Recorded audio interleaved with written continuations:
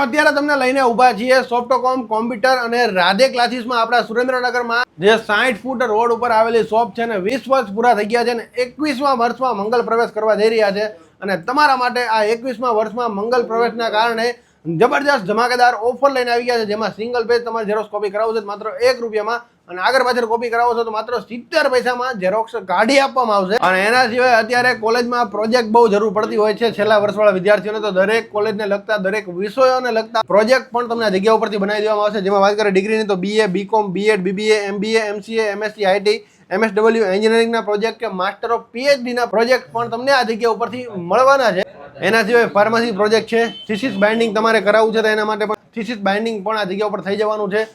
School કોલેજના ID card છે, બધી વસ્તુઓ ટૂંકમાં આ જગ્યા ઉપર તમને કરી આપવામાં આવશે। થીસીસ બાઇન્ડિંગ માટેના પ્રોજેક્ટ પણ તમે જોઈ લો, મલ્ટિપલ કલર ઓપ્શનમાં તમે બાઇન્ડિંગ કરાવડાવી શકો છો। એમાં પણ થીસીસ પ્રિન્ટ છે અને બાઇન્ડિંગ છે ફક્ત તમને 12 જ કલાકમાં કરી આપવામાં આવશે। જ્યાં મિત્રો માત્ર 12 કલાકમાં તમે આ થીસીસ પ્રિન્ટ અને બાઇન્ડિંગ કરાવડાવી શકો છો। તો તમારે પણ આ રીતના સ્માર્ટ કાર્ડ કઢાવવા છે, જેમાં Aadhaar card, PAN card, driving licence, કોઈ પણ વસ્તુ તમારે કઢાવી છે સ્માર્ટ કાર્ડમાં, તો માત્ર 100 રૂપિયામાં 2 અને 200 રૂપિયામાં 5 કાઢી આપવામાં આવશે।